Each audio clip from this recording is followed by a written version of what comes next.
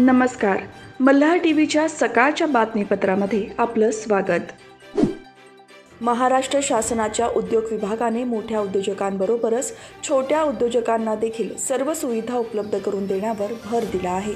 उद्योजकांवर कुठलेही संकट येणार नाही याची राज्य शासन काळजी घेईल अशी ग्वाही राज्याचे उद्योग मंत्री तथा रायगडचे पालकमंत्री उदय सामंत यांनी गुरुवारी जिल्हास्तरीय गुंतवणूक परिषदेत दिली. यावेळी त्यांच्या उपस्थितीत रायगड जिल्ह्यासाठी 2,600 कोटी रुपयांचे 17 सामंजस्य करार करण्यात आले.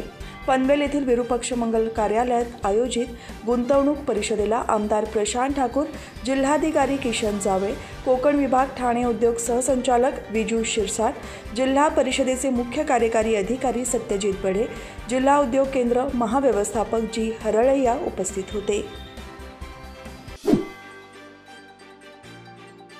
उरण विधानसभा मतदारसंघाचे कार्यसम्राट आमदार महेश बालदी यांच्या स्थानिक विकास आमदार निधीतून चांभारली आणि पराडे येथे 30 लाख रुपये खर्च करून नवीन RCC स्मशानभूमी बांधण्यात येणार असून या कामाचे भूमिपूजन संपन्न झाले. यावेळी प्रमुख मान्यवर म्हणून भाजपचे खालापूर तालुका अध्यक्ष प्रवीण मोरे, आमदार महेश बालदी यांचे स्वीय सहाय्यक प्रवीण काळबागे, हरिभक्त पारायण तुकाराम महाराज मुंडे, भूषण पारंगे, आकाश जुईकर, नारायण तांडेल, सरपंच प्रदीप पाटील, उपसरपंच समीर पाटील, माजी सरपंच बाळी कातकरी, प्रवीण जांभळे, सदस्य स्वप्नील जांभळे, मोहन मुंडे, धनाजी जांभळे, मिलिंद मुंडे, दीपक कांबळे, नरेश गोपाळे, सचित कुरंगळे, विशाल मुंडे, कुंडलिक जांभळे, भीमसेन जांभळे, गणू मुंडे, जगन्नाथ जांभळे, मधुकर जांभळे, ज्ञानेश्वर जांभळे, मारुती जांभळे, चंद्रकांत जांभळे, शंकर मुंडे, सागर सुखदरे, ग्रामविकास अधिकारी अजय फोफेरकर, दर्शन पोलेकर, नथू सवार, यशवंत सवार, देहू कातकरी, सुरेश कातकरी, कुसुम कातकरी आणि ग्रामस्थ उपस्थित होते.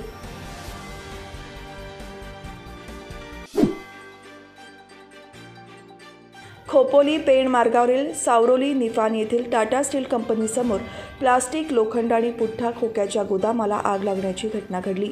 त्यावेळी खोपोली अग्निशमन दलाच्या जवानांसह टाटा स्टील आणि आसपासच्या 5 अग्निशमन दलाचे बंब घटनास्थळी दाखल झाले.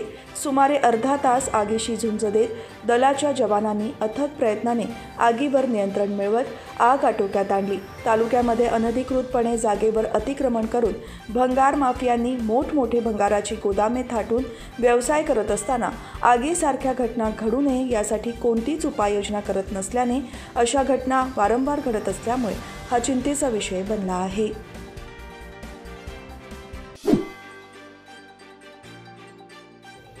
जागतिक महिला दिनाचे औचित्य साधून ICICI लोबर्ट कंपनी आणि सेवा सहयोग फाउंडेशनच्या वतीने कर्जत एज्युकेशन सोसायटीच्या कर्जत आणि कडावमधील इंग्लिश स्कूलमध्ये पालक तसेच पाल्याला हेल्मेटचे वाटप करण्यात आले. यावेळी कर्जतमधील शाळेत 362 हेल्मेट आणि कडाव येथील शाळेत 98 हेल्मेटचे वाटप करण्यात आले. कर्जत एज्युकेशन सोसायटीचे सदस्य सतेश पिंपरे यांच्या अध्यक्षतेखाली हा समारंभ पार पडला. यावेळी दीपक चौरे उपस्थित होते. सिडको महामंडळाचे उपाध्यक्ष विजय सिंघल यांनी सिडकोच्या विविध प्रकल्पांना भेट देत प्रकल्पाची अंमलबजावणी वेगाने व्हावी याकरिता संबंधित अधिकाऱ्यांना निर्देश दिले. यावेळी सहव्यवस्थापकीय संचालक शांतनू गोयल, डॉक्टर कैलास शिंदे, दिलीप ढोले, मुख्य दक्षता अधिकारी सुरेश मेंगडे, मुख्य नियोजनकार रवींद्र मानकर, मुख्य महाव्यवस्थापक गीता पिल्ले, मुख्य अभियंता शीला करुणाकरन, अतिरिक्त मुख्य अभियंता प्रभाकर फुलारी, जनसंपर्क अधिकारी प्रिया रातांबे यांच्यासह अधिकारी उपस्थित होते. सिडकोचे गृहनिर्माण प्रस्तावित युनिट मॉल, लॉजिस्टिक पार्क प्रकल्प हे प्रगतीपथावर आहे. या प्रकल्पांचा आढावा घेण्याकरिता प्रकल्पस्थळांना भेट देण्यात आली. सामान्य नागरिक, प्रकल्पबाधित अशा विविध घटकांच्या हिताच्या दृष्टीने हे प्रकल्प महत्त्वाचे असल्याने या प्रकल्पांची अंमलबजावणी वेगाने आणि नियोजित वेळेत व्हावी याकरिता संबंधितांना निर्देश देण्यात आले आहेत, असे त्यांनी यावेळी सांगितले. रोहा पोलीस ठाण्याचे सहाय्यक फौजदार गोविंद रघुनाथ मदगे यांना 6,000 रुपयांची लाच घेताना रायगडच्या लाचलुचपत प्रतिबंधक विभागाने सापळा रचून पकडले आहे. लाचलुचपत विभाग रायगडचे पोलीस उपअधीक्षक शशिकांत पाडावे यांनी दिलेल्या माहितीनुसार तक्रारदार यांचे वडील कांतीलाल तुकाराम वाघमारे यांनी त्यांची पत्नी प्रवीणा कांतीलाल वाघमारे यांच्या विरुद्ध विवाद आणि झटापट केल्याबाबतची तक्रार रोहा पोलिसात दिली होती। याबाबत रोहा पोलीस ठाण्यात अदखलपात्र गुन्ह्याची तक्रार नोंद करण्यात आली होती। हे प्रकरण कौटुंबिक आणि अदखलपात्र स्वरूपाचे असून देखील तक्रारदार यांची आई प्रवीणा वाघमारे हिला अटक करावी लागेल असे तक्रारदार यांना बोलावून घाबरवले गेले।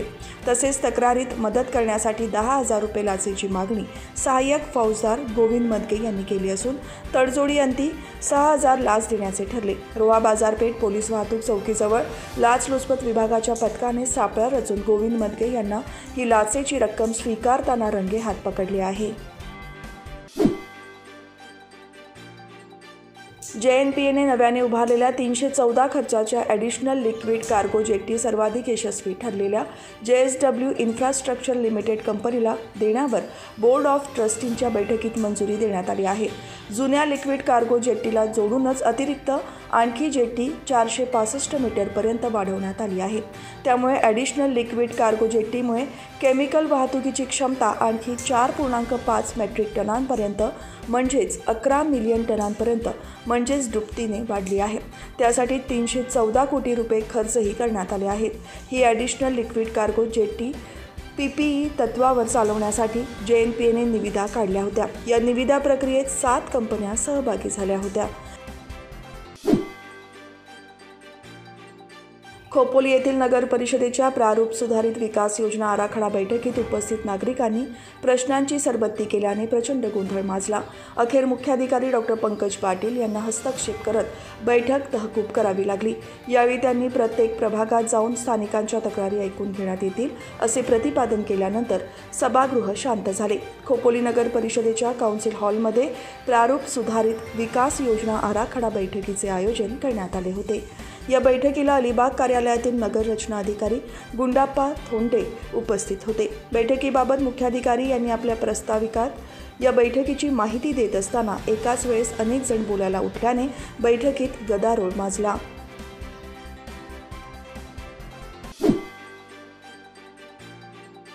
महिलांच्या सर्वांगीण विकासाचे ध्येय असलेले आणि या ध्येयासाठी आखण्यात आलेल्या योजनांच्या अंमलबजावणीवर भर देणारे राज्याचे 4थे महिला धोरण महिला दिनी म्हणजेच आज जाहीर करण्यात येणार आहे। याबाबत महिला आणि बालविकास मंत्री अदिती तटकरे यांनी माहिती दिली।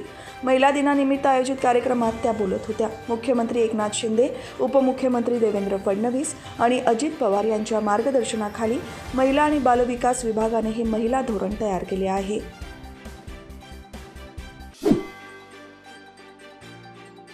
मोदी सरकारने LPG सिलेंडरवर मिळणारे अनुदान एका वर्षासाठी वाढवले असून पंतप्रधान नरेंद्र मोदी यांच्या अध्यक्षतेखाली झालेल्या मंत्रिमंडळाच्या बैठकीत हा निर्णय घेण्यात आला।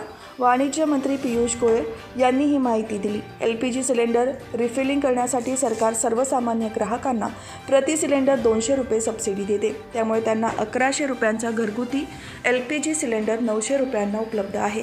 तर प्रधानमंत्री उज्ज्वला योजनेच्या लाभार्थ्यांना एकूण 500 रुपये अनुदान दिले जाते। म्हणजेच PM उज्ज्वला योजनेच्या लाभार्थ्यांना LPG रिफिलसाठी फक्त 600 रुपये द्यावे लागतात। सामान्य LPG ग्राहक असो किंवा PM उज्ज्वला योजनेचा लाभार्थी असो, दोघांनाही 31 मार्च 2025 पर्यंत सिलेंडरवर सबसिडी मिळत राहणार आहे।